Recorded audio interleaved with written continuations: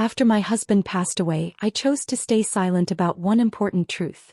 Before he died, he signed the entire company over to me. At the memorial, my son leaned close with a smug smile and said, "Mom, I'm in charge now. Your job is to clean my office bathroom." He had no idea what awaited him the very next morning at work. 40 days had passed, and people say that on the 40th day, a soul finally lets go of this world. As I sat quietly in a deep armchair in our Hamptons home, surrounded by soft voices, clinking glasses, and the sweet scent of lilies, it felt as if I was the one drifting away, not my husband, Victor Holloway, the respected founder of Sterling Reserve. Everything looked perfect from the outside, exactly as expected for a man of his status. Guests offered polite words of sympathy, calling Victor great and telling me to be strong, while barely truly seeing me. To them, I was just the polished widow who had hosted elegant dinners and smiled beside a powerful man. What they never realized was that behind those dinners, I was the one building trust, maintaining relationships, and quietly holding everything together. Victor used to say I was the glue that made his world work, and now, without him, the house felt full of people but strangely empty, as if everyone had missed who truly kept it alive. A thin leather folder rested on my knees, and I had not let it leave my hands since the day the notary, an old friend of our family, quietly placed it in front of me. He told me it was Victor's final instruction and that I was to receive it privately, only after the formal will had been read to everyone else. That official will held no surprises at all. The house, the apartment in the city, the accounts, all divided neatly between my son and me. But the company was not mentioned there, not even once, because its fate was sealed inside this folder. I already knew what it contained, having glanced through it once in the notary's office, and I did not open it again because reading those pages felt like accepting a future without Victor while my heart was still refusing to move forward. Every share of Sterling Reserve had been transferred to me alone, his last decision and his final sign of trust. As my fingers traced the smooth leather, it felt like the only solid thing in a room filled with noise, polite chatter, and hollow condolences. Nearby, I overheard two women whisper that I would surely struggle now, that Victor had run everything and I had only been his wife. Their words didn't sting because they simply said out loud what most people believed, including, I realized, my own son. I searched the room and found Grant laughing confidently among senior executives, talking with excitement and authority, already acting like the future leader. His confident gestures, his neat tie, the way he patted people on the shoulder told me he believed tomorrow belonged to him. In that moment, a sharp, unfamiliar ache settled in my chest, not from grief but from clarity, because while Victor loved his son deeply, he was never blind to who truly understood the heart of the business. Victor once said to me in a quiet moment that our son had my determination but not my heart, that he understood figures but often forgot about people, and that this blindness might one day cost him dearly. That memory returned the moment Grant noticed me watching him and broke away from his group, with Arthur Vance trailing behind like a loyal shadow. He stopped in front of me, blocking the soft light, and his voice, so familiar yet suddenly cold, told me we needed to talk. Without waiting, he guided me toward the buffet I had carefully arranged that morning, filled with the finest foods our company was known for, the pride of his father's life's work. Casually, almost lazily, he announced that starting the next day he would be in charge, that the office and the house would now belong to him, and that I should pack my things and move into the city apartment because this place would no longer suit me. He spoke as if he were changing decor, not pushing me out of the home where I had spent 4 decades building a family and a legacy. I stayed silent, feeling a strange calm settle over me, while he mistook my stillness for weakness and added that he would give me money so I wouldn't worry, but that I needed something to do. With a look that stripped away any remaining warmth, he suggested I start by cleaning his office restroom. In that moment, as his words landed, I felt something deep inside shift, as if the last thread holding my old role together finally snapped and made space for something stronger to take its place. The heavy weight of grief in my chest did not disappear, but it suddenly hardened into a quiet, controlled calm. The sounds around me, the soft music, the murmured voices, the clink of glasses, faded as if someone had lowered the volume on the world itself. Even the familiar scents vanished and everything narrowed to just 2 things: my son's satisfied expression and the cool, steady folder resting on my lap. In that moment, I understood with painful clarity that he had done far more than disrespect me. On the very day we were honoring his father in the house his father built, he had shown complete disregard for Victor's life and legacy. It wasn't only an insult to me, but to 4 decades of shared work, loyalty, and love that formed the foundation of everything we had. A clear, icy focus replaced my shock, not anger but certainty, and I realized the person standing before me no longer felt like my child, but someone ready to tear down what we had built together. Without a word or even a glance in his direction, I turned and walked away, feeling stronger with every step. I moved through the quiet rooms, past whispered condolences, and up the stairs to our bedroom, closing the door on that chapter of my life. Later, when the house finally fell silent and the last guests were gone, I walked alone through the dim hallway toward Victor's study, the room that held his spirit, his work, and the truth I was now ready to face. I slowly lowered myself into his large leather chair, and for a moment it felt as if he were still there, as if the room had not yet accepted his absence. The chair carried traces of his presence, and memories flooded in of countless evenings when I sat nearby, listening to him talk about his worries, his hopes, and his plans for the future. To us, Sterling Reserve was never just a company. It was something we built together with care, pride, and respect for people and tradition.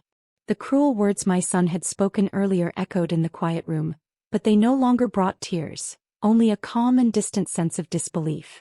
I wondered how someone raised in this home who had watched his father build everything step by step, could reduce it all to titles and authority. He saw numbers and assets, not the people behind them, and believed that sitting in his father's chair would magically keep everything running. What he never understood was that Victor created a living network of trust and loyalty that reached far beyond these walls, connecting families and communities who valued honesty and commitment above profit. That was why I knew showing him legal papers would mean nothing. It would only deepen the distance between us. If I wanted him to understand what he was about to destroy, I had to speak in the language his father lived by, not the one my son worshipped. With steady hands I reached into the desk and took out my worn leather journal, filled not with contracts, but with names, personal notes, and quiet connections that had held our world together for decades. Victor used to joke and call that notebook my little web, saying I had quietly connected half the world while he handled the visible deals, and that our partner stayed loyal not because of strict contracts, but because of trust and personal bonds. Now it was time to see if those bonds still held.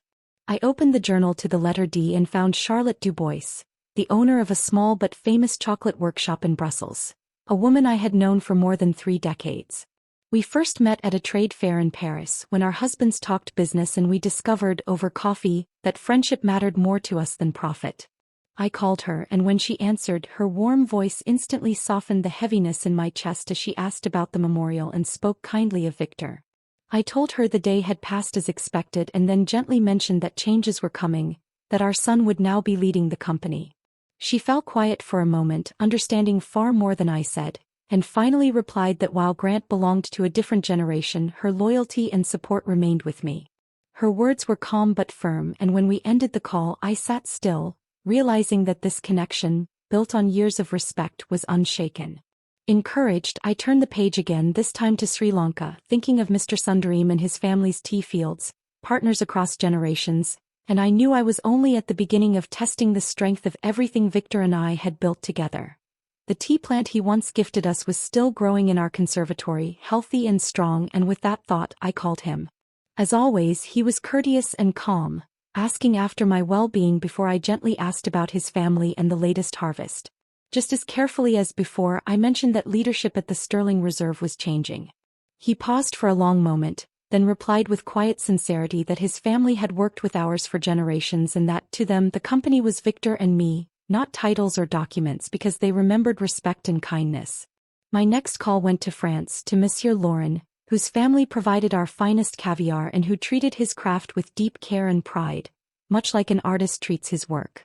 When I spoke of coming changes and hinted that old relationships might no longer matter to the new leadership, he answered simply that some things cannot be replaced and that reputation and loyalty were among them, and his stood firmly with ours. After ending that call, the cold weight in my chest finally eased, replaced not by hope but by steady confidence. For decades I had built these connections on trust and genuine care, and now they formed a strong support around me. Closing the notebook in the quiet study, I felt a calm sense of control, knowing I had taken my first step not as a hurt parent or grieving wife, but as the rightful head of the Sterling Reserve. As dawn approached, I waited in silence, certain that while my son believed his moment of success had begun, he had no idea that the future of his father's legacy was already being decided. To him, it was all just the smell of money. I imagined his arrival perfectly. Ms. Davis, his father's loyal secretary since day one, met him at the door, tears in her eyes, whispering, "Mr. Grant Holloway, please accept my condolences." He barely glanced at her, giving a quick, impatient nod over his shoulder.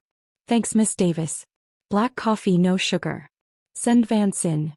The first thing he did in his father's study was take down Victor's portrait, a large 10-year-old oil painting where Victor smiled calmly, full of wisdom. To me, that painting was the soul of the office, the conscience of the family legacy. Grant didn't hesitate. He turned it to the wall and replaced it with his own glossy photo, young, arrogant, and predatory, his gaze fixed above everyone's heads, as if the world were just a spreadsheet of numbers.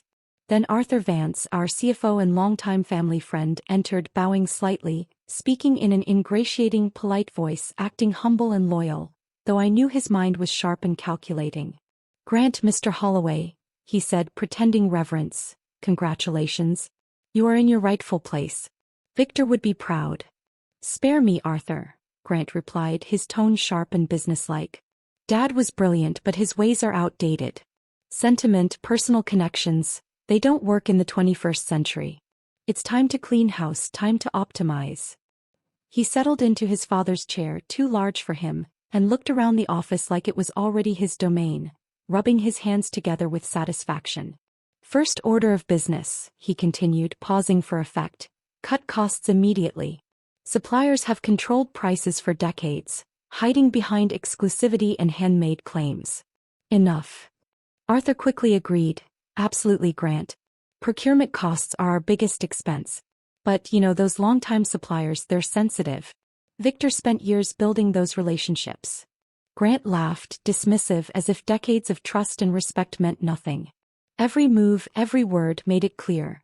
He only saw numbers, not the human effort, loyalty, and love that had built this empire. A cold, unpleasant laugh escaped him, sharp and empty. He thought he had bought loyalty with money, dismissing the years of care, attention, and personal touch my mother had invested. The tea gatherings, the calls, the little gifts at Christmas, the countless hours and money spent on relationships that had kept the company strong. I could picture him leaning back in his father's chair, disdain dripping from his voice. "She's just an old sentimental woman, Arthur," he said. "And she surrounds herself with the same dinosaurs. She thinks friendship pays bills. But we both know the world is ruled by cash, hard, cold numbers." Arthur's voice, cautious but attentive, responded. "So what do you suggest?" Grant's answer was sharp, cold, and decisive. "Prepare a single, standard email for all key suppliers. Charlotte in Brussels, the tea merchant in Sri Lanka, the French caviar suppliers. Short, precise. Due to leadership changes and a new company policy, we demand a 20% reduction in purchase prices across the board. Effective immediately. No courtesies, no 'dear partners.' Business is business. They either comply or we replace them. No one is indispensable."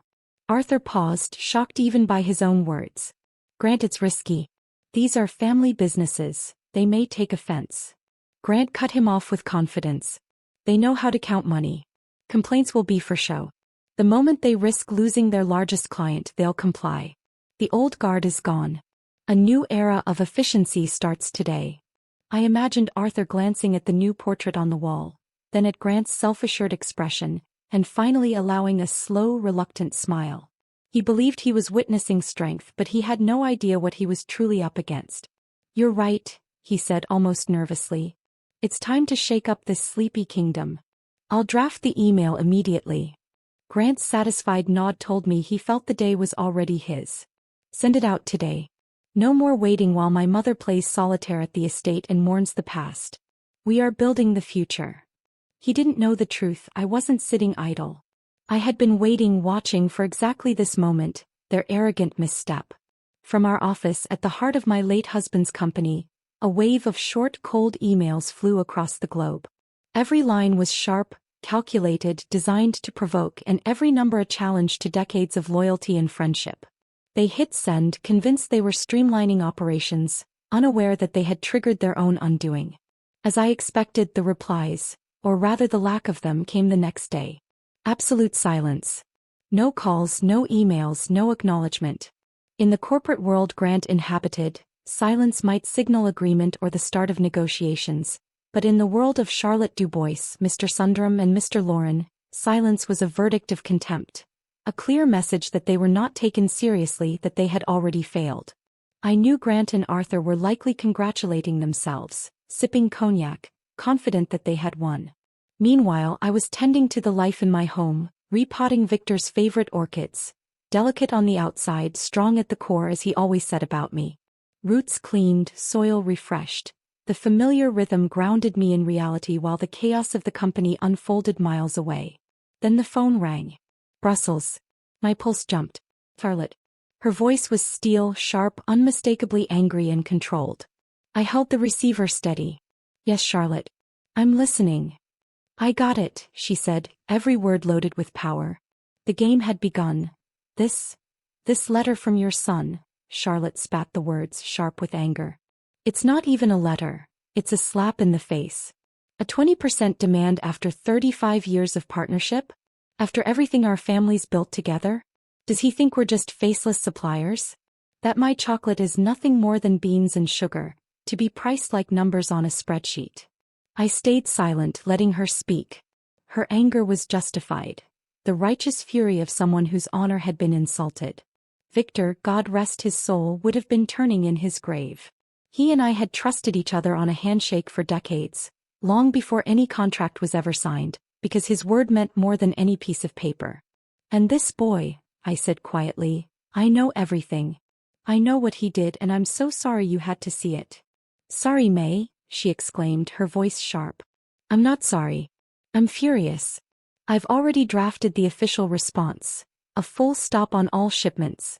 My chocolate will never appear in your stores again. Not while. She paused, taking a deep breath, trying to steady herself. Then her voice shifted, low and tense, heavy with dread. But that letter, that insult was nothing compared to what happened an hour later. My hands froze around the orchid pot. Dirt trickled onto the floor unnoticed. What happened, Charlotte? I just received an official request from OmniP's legal department. The name hit me like ice. OmniP, the cold, faceless conglomerate that swallowed famous brands, stripping them of everything but a name, replacing soul and quality with mass-produced low-grade goods. Victor despised them. He called them the gravediggers of craftsmanship, and now, by some cruel twist, their shadow had entered our world. They don't create, Maya, Charlotte said, her voice hard. Victor always said they only destroy. They take the history, the reputation, the hard work of true masters and reduce it to nothing. A single line in a quarterly report. It's destruction dressed up in a suit. My own voice felt hollow. What exactly do they want? I asked, my chest tightening. Charlotte spoke slowly, each word deliberate. They want confirmation that the contracts with your key suppliers, people like me, will stay in place after a change of ownership. They're in the final stages of a merger and plan to buy your company completely, Maya. They want everything. I sank onto a side table and the orchid pot slipped from my hands, shattering across the floor, soil and roots scattering everywhere. But I didn't hear it. All I heard was the roar in my mind. This wasn't just a betrayal, it was desecration. Grant and Arthur weren't just trying to take the company from me. They weren't just trying to humiliate me or push me aside. They planned from the start to hand Victor's legacy, his name, his life's work, to the people he despised most. The 20% discount demand wasn't greed, it was preparation. They were trying to prove to OmniP they could squeeze more profit, boost the company's value, and then hand it over like it was nothing.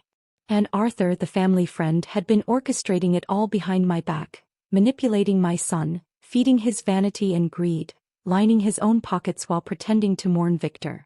My blood ran cold. The words Grant had thrown at me at the memorial were nothing compared to this. That was an attack on me, but this was a knife in Victor's back. The dead cannot defend themselves. They cannot protect their honor. Then I knew what had to be done. This wasn't just a corporate fight anymore. It was a war for my husband's legacy, and I had no right to lose. I spoke to Charlotte with calm authority, my voice firm in a way she didn't expect. Don't send any official replies yet. Do something else. Tell everyone, our mutual friends, the suppliers, the old partners. Call Mr. Sundram, call Monsieur Lauren. They need to know what's planned for the Sterling Reserve. They need to know their names and reputations are at stake. A brief pause followed, then I heard her quiet, sharp intake of breath. I understand, May, she said, her tone now free of anger, replaced with the cold, focused determination of an ally. Consider it done. The grave diggers won't get this feast. I hung up and stepped out into the garden. The air was crisp and clear.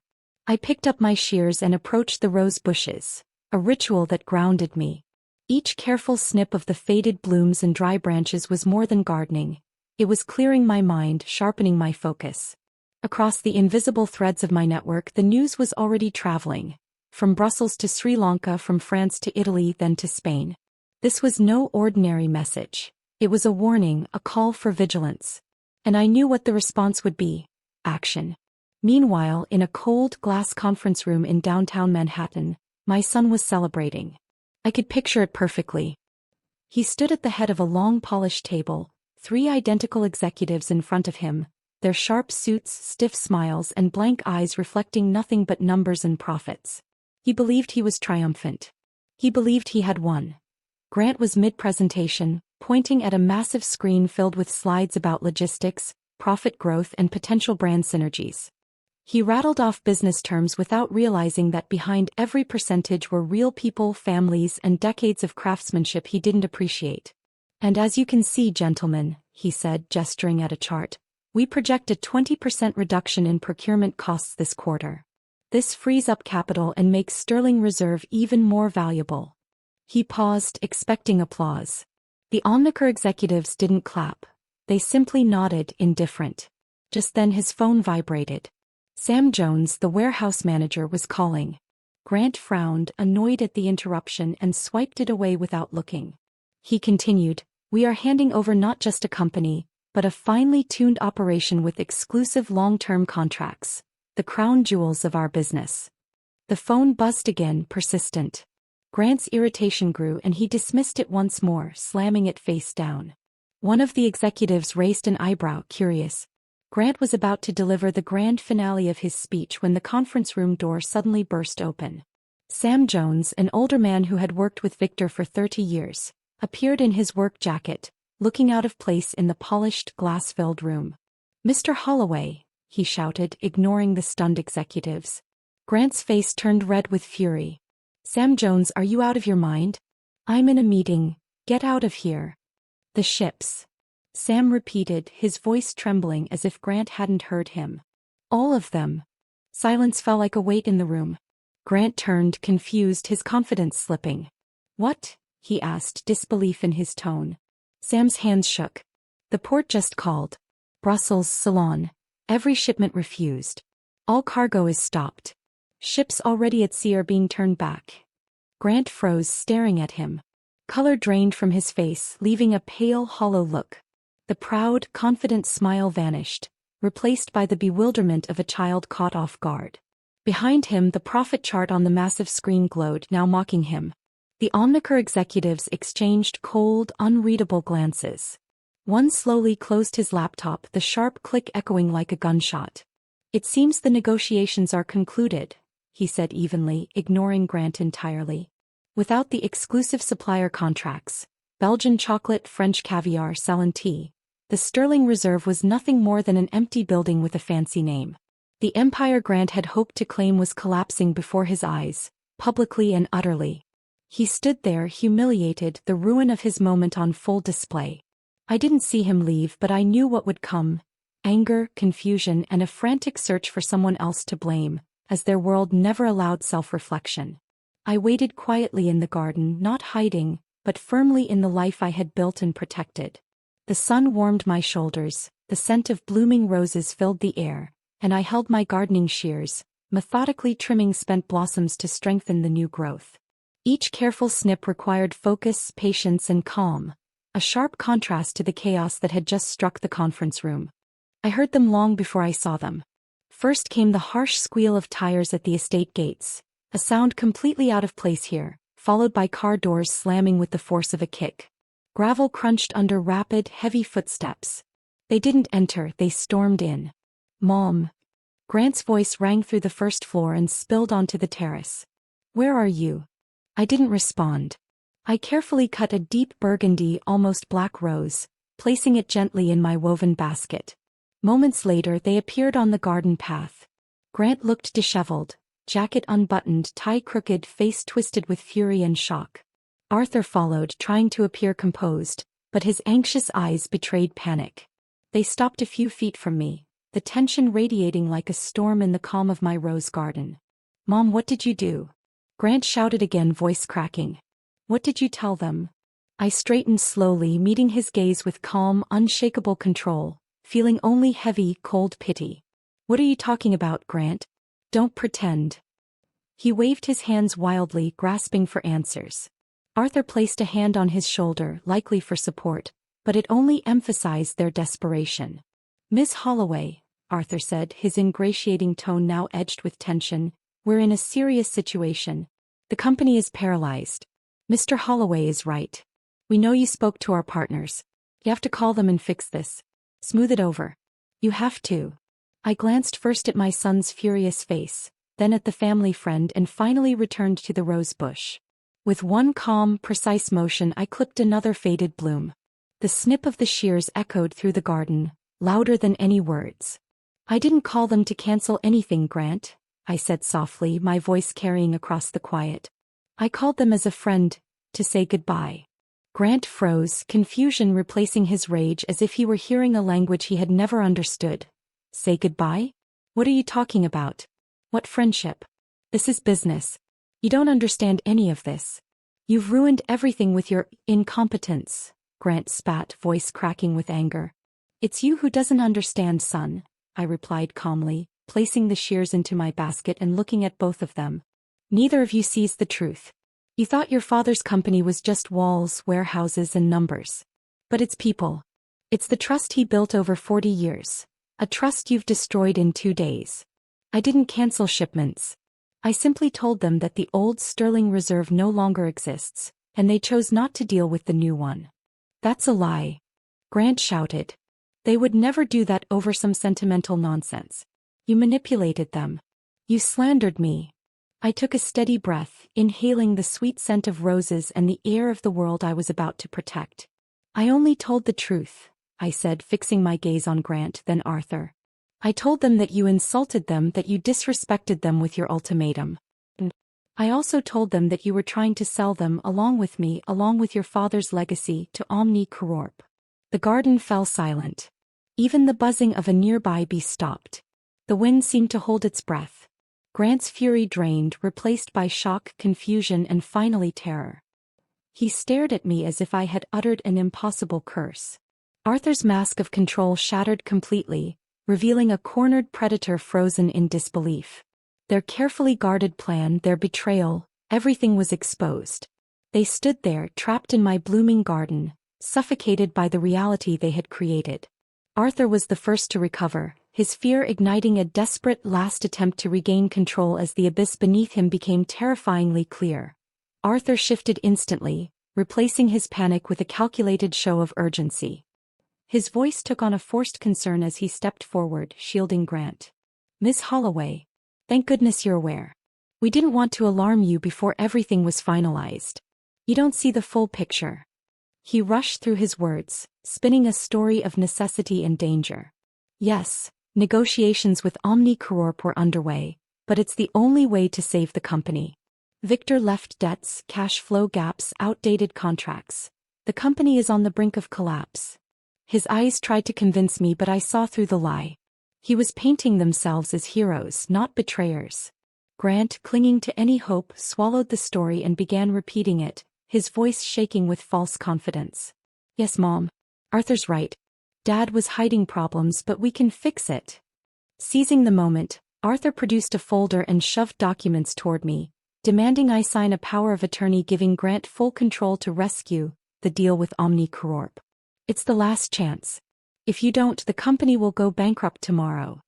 Their gambit was clear: blackmail, threats, and fear designed to exploit me, the weak widow. They expected me to crumble. I didn't flinch. Slowly, I set the basket of roses on the bench, placed the shears beside it, and with deliberate calm, pulled out the slim, embossed leather folder I had never parted with since the memorial. Its smooth, cool surface rested in my hands, heavier now with purpose than with sentiment. The folder in my hands was my shield, my sword, the proof of everything they thought they could control. "You mean these papers, Arthur?" I asked quietly, and both men froze, staring at it as if it were a foreign object. They didn't understand its power. To them, it was just a relic from the sentimental world they despised. I stepped forward, forcing them to back away instinctively, and stopped directly in front of Arthur. "Take it. Read it." He hesitated, suspicious, glancing at me then at the folder. Grant craned over his shoulder, curiosity and arrogance mingling. Finally, Arthur took it with trembling fingers and began to read. I watched as confusion etched lines across his face, then horror widened his eyes, his breathing shallow, his color draining to a deathly gray. The folder nearly slipped, but Grant grabbed it reflexively. "What is it?" he demanded, and as he read, I saw the same terrifying realization spread across his face. The slow collapse of hope, the shattering of every ambition. 2 simple pages held the truth. Victor Holloway's final will, stating unambiguously that 100% of the Sterling Reserve shares passed solely to me. Silence fell, thick and suffocating. They stood speechless, their arrogance crushed under the weight of reality. I walked over, reclaimed the folder from Grant's slackened hands and met his gaze. "My place is not cleaning your office bathroom, Grant," I said, calm and unwavering. "My place is at the head of the table. The very table where your father made his decisions, and where you planned to betray his memory." I nodded toward Arthur, whose face was pale and frozen. "You are both fired. Effective immediately. 1 hour to collect your belongings, and I want you off my property by tonight. Leave my land." I turned back to the roses, not sparing them a glance, leaving them to absorb the full weight of their defeat in the garden silence. I didn't linger to watch their humiliation. There was no joy in their defeat, only the cold satisfaction of justice restored. Behind me I heard a stifled gasp, then hurried footsteps on the gravel. Car doors slammed, engines roared, tires squealed, and then finally silence. They were gone for good. I stood alone among the blooming roses, breathing in the clean, fresh air, and picked up the shattered orchid pot from the ground. The roots were intact, strong, ready to grow again. Like the plant, the work ahead was just beginning. The legacy had to be preserved. The next morning, for the first time in years, I entered the Sterling Reserve not as a visitor, but as its rightful owner. The familiar sense of tea and chocolate seemed to welcome me differently now, with respect. Miss Davis, Victor's loyal secretary, met me at the entrance. Her eyes were red, but these were tears of relief. She silently took my coat, her gesture saying more than any words ever could. I went straight to the study. Grant's glossy portrait still hung on the wall, false and out of place. I took it down without a word and handed it to Miss Davis. "Dispose of this."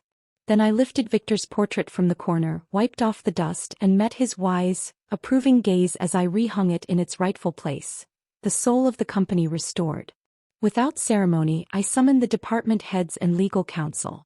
I said simply, "As of today, under the final will of my husband, I assume the role of CEO of the Sterling Reserve. All orders given by Grant Holloway are null and void." No one questioned me, relief shone in their eyes. That same day 2 letters went out. The first, formal and precise, was addressed to Omnicorp's legal team, declaring that the Sterling Reserve had never, would never, and was not engaged in any merger discussions. Any future attempts to contact us would be treated as hostile. The second letter went to our lawyer, a clear directive to open an investigation into former CFO Arthur Vance for fraud and deliberate attempts to harm the company with damages of an enormous scale. The wheels of justice were turning. Then, for the first time in 20 years, I packed a small suitcase and headed to the airport. Not for contracts or negotiations, but to visit a friend. I flew to Brussels to have dinner with Charlotte. We settled into a cozy restaurant on the Grand Place, surrounded by the scent of chocolate, waffles, and old stone. We drank Burgundy wine and spoke of life, our husbands, our children, and how swiftly time had passed. Business came up only at the very end, when Charlotte took my hand, looked me in the eye, and said, "Victor would be so proud of you, May. You didn't just save a company, you saved our shared history." Months passed, winter melted into spring, spring into summer, and one day I stood in the tasting room, my favorite place in the office, with its bright light and the huge oak table covered in product samples. That day it was alive with laughter and energy. My old friends were there. Charlotte from Brussels, Mr. Sundram from Sri Lanka, and Monsieur Lauren from France. They hadn't come for a board meeting. They came to celebrate the launch of a new creation. Small, elegant jars of pear confiture, a recipe I had developed personally. The sweetness of Belgian pears blended with the spicy note of Ceylon cinnamon and the delicate aroma of French brandy. It wasn't just a dessert. It was a symbol of trust, history, and enduring partnership. I held a warm jar in my hand, looked at their smiling faces, and announced, "We will call it the Charlotte." Tears of joy filled her eyes. Joy for friendship, for loyalty, and for a bond that had proven stronger than any contract and more valuable than any profit. Applause erupted, filling the room with warmth, celebration, and the unmistakable sense that something precious had been preserved and reborn. I looked at these people, at the results of our shared effort, and for the first time in many months, I felt something deeper than peace. I felt genuine, quiet happiness. I hadn't just saved my husband's legacy. I had begun to build my own. I preserved the soul of the company, not with spreadsheets or numbers, but with respect, loyalty, and human connection. I wasn't merely in my place. I had finally found it, and with that I was free. This is the story of Maya Holloway. A tale of quiet strength, unwavering dignity, and the power of values, honor, and relationships over money and formal authority. It's a story not just about business but about legacy. About things that cannot be sold and the truth that honor, once lost, cannot be bought back with any fortune. Maya didn't just save a company. She saved the heart of a business to which she and her husband had devoted their lives. But this story also leaves us with a question. Do the ends always justify the means? Undoubtedly, her son and his accomplice deserved consequences for their betrayal and greed. Yet Grant was her only child. Was banishing him forever the only right choice? Was her action purely justice, or did it carry the weight of maternal resentment? How would you have acted in her place? Was it rightful retribution or too harsh toward her own child? We would love to hear your thoughts. Share your opinion in the comments below. If you have questions or are curious about any part of this story, please write to us. And if this story moved you, don't forget to like and subscribe to our channel. Your support is the greatest reward and encouragement for us to keep sharing powerful, compelling stories. Thank you for spending this time with us and listening to the very end. At the close of this video, a window will appear in the center of the screen. Click it to explore our other most engaging stories.